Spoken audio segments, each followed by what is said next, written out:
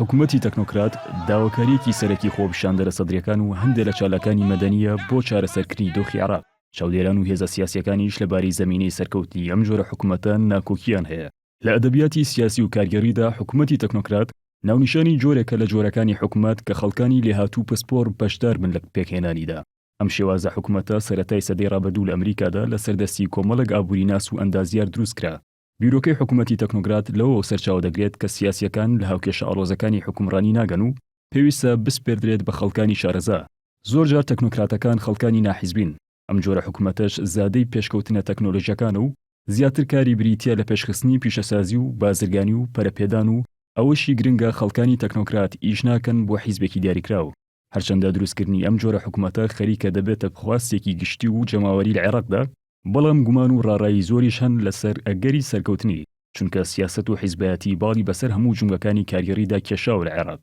نەگەرەوە بەڵکو بەهۆی تایفەگەری و بارودۆخی شەڕی داعشەوە بەشێکی بەرچاو لە شەرعیەتی هێزە سیاسیەکانی ئەم وڵاتە دەگەڕێتەوە بۆ بوونی هێزی چەکدار.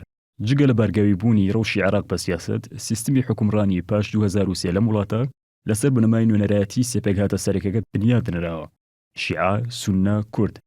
لە ورکردنەوەی ئەم سیستمەشدا وەزارەت و دام و دەزگاکانی دەوڵەت بوونە تەپاوەن و موڵکی حیزب و هێزە سیاسی و تافیەکان. لەم دۆخەشدا ئەستەمە هیچ وەزیرێکی ناسیاسی و سربەخۆ بتوانێت کۆنتڕۆڵ یان ئاڕاستەیان بکات. بەرەمبەر بەم تێڕوانینەش زۆربەی وەچوونەکان لەسەر ئەوەن کە حکوومەت و وەزیری تەکنۆکرات یەکێکە لە چارەسەرە کاریگەریەکانی دیاردەی گەندەڵی لە عێراق، چونکە زۆربەی ئەو حیزبانی پۆستی وەزاریان هەیە لە حکوومەتی بەغدا بودجە و گرێبەس و پرۆژەکانی وەزارەت وەکو موڵکی تایبەتی حیزب بەکاردەهێنن. تا دەستی ئەو حیزبانەش نەبردرێت لە حکوومەت، ناکرێت باس لە چارەسەرکردنی گەندەڵی بکرێت. بەپێی و زانیاریانەشی تا ئێستا لە میدیاکان بڵاوکراونەتەوە، لیستی هاوپەیمانەتی شیعە بەنیازە لە گۆڕانکاری کابینەی عەبادیدا هەندێک لە وەزیرەکان بگۆڕێت بە کەسانی تەکنۆکرات.